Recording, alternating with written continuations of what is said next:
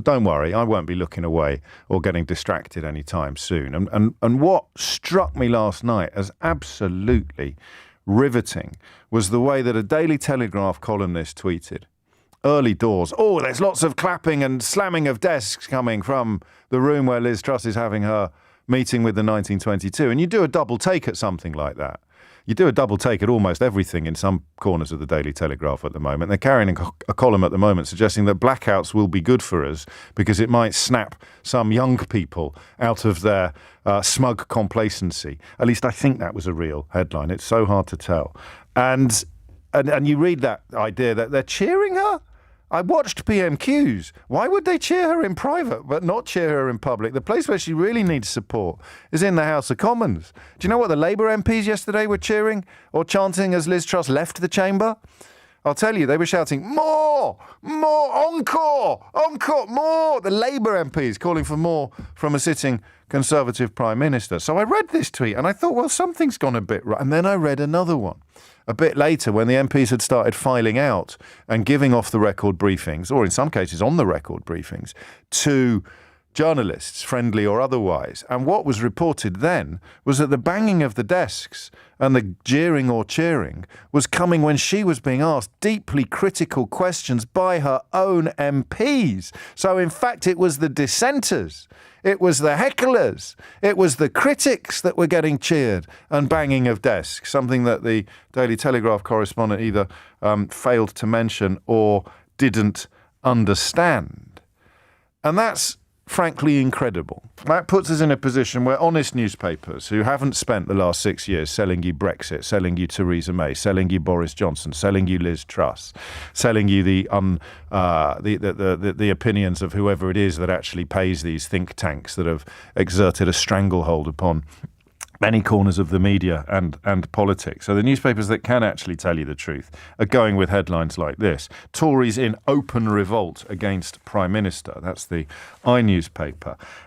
Rip up your tax plans. Top officials urge Truss, says the Times, which always manages to ride both horses because it can do the kind of treating readers like complete idiots in its sister title, The Sun, while people who buy the Times won't fall for that sort of propaganda and obnoxiousness. The Daily Mirror, you turn or you go. Liz Truss was last night urged to ditch her unfunded tax cuts to prevent an economic disaster. And crucially, if you're thinking, oh, well, that is the Daily Mirror, crucially, the second paragraph tells us even senior Tories demanded she U-turn on her vow. And they've spoken to the papers. They've said either she gets rid of her tax cuts or it will be her who is gone. This is up there for me with the poll tax. This is falling apart in a way that major policy platforms in a functioning democracy are simply not supposed to fall apart. Margaret Thatcher at the time of the poll tax was high on years of electoral success. She was almost unlatched from reality, unlatched from political reality by the insulation that electoral success gives her. Quite how Liz Truss could have ended up so low so fast is still actually baffling me. And then even the Daily Star, cost of loathing crisis. Couples who split up are having to continue living together because they can't afford places of their own. So a nod even from the Daily Star. It's a good story, that, actually. We might do that tomorrow. A nod even from the Daily Star towards the economic problems that are engulfing the country, some of which would be there whoever was in Downing Street. Don't ever allow your pendulum to swing so far in the other direction that it too becomes unattached from sensible observation. Some of these problems would still be here whoever was in Downing Street, whether it was Margaret Thatcher or Gordon Brown.